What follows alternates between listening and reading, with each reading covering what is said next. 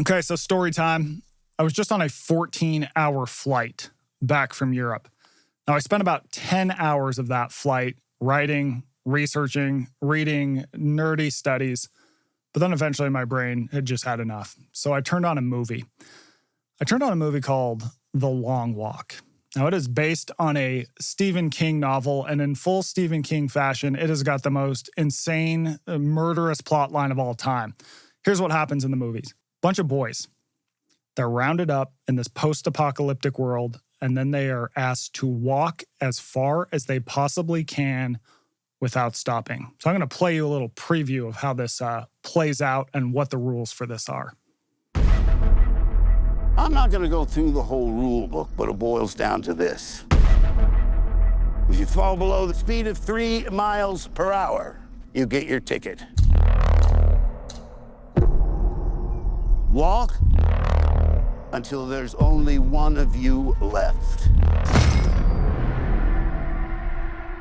Now, when I first turned on this movie and heard the rules, I thought, you took a bunch of untrained teenagers. These people have not been preparing for this walk physically. I don't know, I bet they'll get 20, 30, 40 miles. No. Literally all of the boys make it at least 100 miles. And the one who wins, another spoiler alert, makes it more than 300 miles. So I wanted to know, is this actually possible? These kids have no training. They also only have resources from a canteen and a couple sandwiches. Could a human being actually walk that far without stopping? So to answer this question, we have Melissa Alardo, who literally studies extreme physical acts, and she has unbelievable answers to all the questions I had about this insane movie. Thanks for being here. Thanks for having me. You have done a lot of endurance stuff. Have you done ultra runs? I know you do crazy backcountry ski touring. I do long backcountry ski tours. I did an Ironman. I actually was training for a 50-mile ultra and had some knee problems. So I haven't done an ultra yet, but I'm around runners and I love endurance sports. So a lot of the boys end up going past the 100 miles. The one who wins, I think, goes more than 350 miles. Big question is, how realistic do you think this is? Because the key, of course, is that you cannot drop below 3 miles an hour. If you stop, you basically get shot. Do you think it's physically possible for a person to walk nonstop 3 miles an hour for that long? I do think it's possible. I think, obviously it's extraordinary circumstances in the movie. So, there are a lot of people, obviously people who mostly train, who do ultra marathons. What's incredible about the human body is that if you keep the effort low enough, we're really well adapted in general to endurance.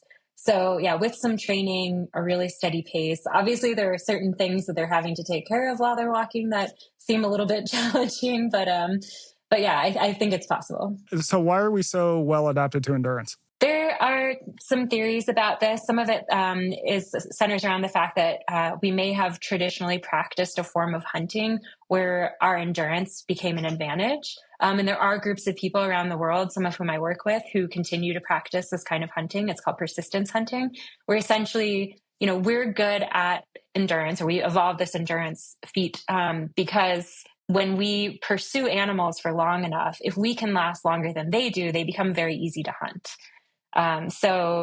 Some people think that is the reason that we're so good at long distance endurance kind of efforts. And part of that is because we are really efficient at cooling ourselves, right? And other animals are not. So if you just run them down far enough, they'll eventually overheat. And meanwhile, we're sweating, we're not super hot. And so we can just keep going and eventually they're our dinner, more or less. Yeah, exactly. And some of these populations will practice this at the hottest part of the day to, in particular, really drive animals into this point of exhaustion faster. Okay, so what do you think the biggest hurdles that these boys would have faced would be? There's a number of things. It was interesting as they were thinking about what they were eating. So there's some comments on what they were eating, what they were being given to eat. At that energy level, at that amount of effort, your body's primarily burning fat.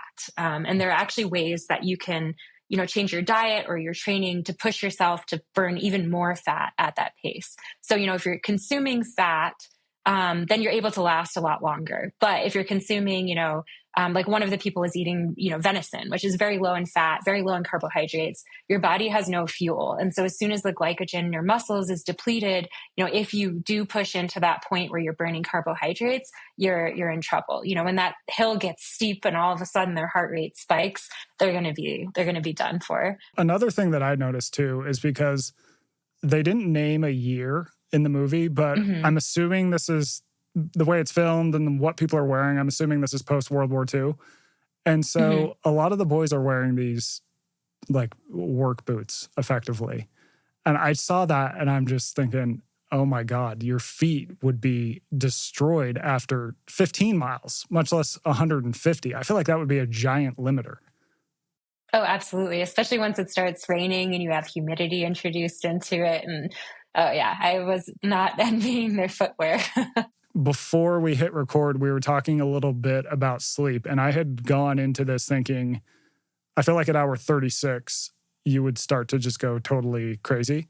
But you brought up some interesting points about how the amount of sleep people need differs and how a person who needs less sleep might actually be at an advantage. So tell us a little bit about that. Yeah, so there's a rare familial mutation that causes people to not need as much sleep. So it's these, they call them natural short sleepers, and they sleep generally 4 to 6 hours a night with no ill effects. So no cognitive, effects from that, seemingly no health effects. It actually seems like maybe they live longer, and they've done some studies kind of replicating this genetic advantage in mice, and the mice also seem to be very healthy. So yeah, someone like that would certainly do much better, because while they're going into a sleep debt, it's certainly not as much of a debt. And yeah, that was the one thing I was a little surprised was they didn't show anyone hallucinating, because surely after that long, I would imagine you'd be hallucinating pretty hard. Yeah, absolutely. A question about those people who need less sleep. How do we know who they are? If there's a person out there who goes, oh yeah, I usually sleep 5 hours a night. Everyone tells me I need 8, but I feel fine. Is there a way to know? Yeah, there's some ongoing studies too to identify exactly that, there's this one family in which they found this mutation, and everybody in this family seemed to do fine with 4 to 6 hours of sleep. And so they know what gene it's acting on. And it seems like different people may carry different mutations in that gene. And there may be other genes also that influence how much sleep we need. Because, anecdotally, some people seem to be fine on 7, 8 hours. Some people need 9, 10. But yeah, I wish I were one of these lucky people who only needed 4 to 6, because that's a lot more hours of the day that you have.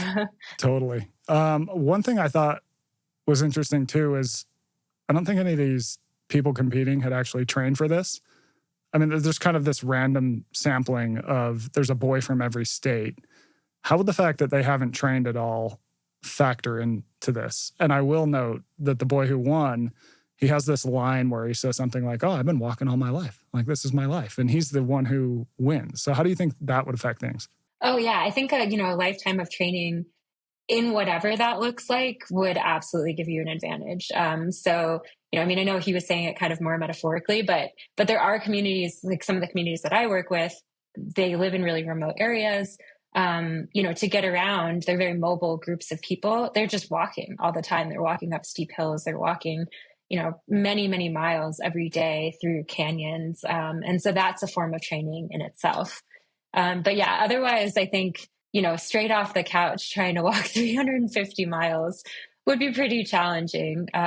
Your body is just not ready to kind of switch into that endurance mode as quickly if you're not training ever. What I think is interesting, going back to what we were talking about, how humans are adapted to endurance, probably for most of time, if you took a random sampling of people, they would have been walking, 10, 15 miles a day, carrying stuff in normal life. They would be much more ready to do something, like to be thrown into this. And then today you take the average person and it's like, not so much. Yeah, the fact that it's like a big achievement to get 10,000 steps in a day, like that's something we're rewarding ourselves for, when for most of human history, that was probably very standard, if not kind of below average. I think tells you something about the current walking fitness of our population. Totally. There's a researcher who is now at USC named David Reichlin, and he's studied basically physical activity among the Hadza. And I think the number he put on it as far as average steps a day was something like 20,000 steps a day on average.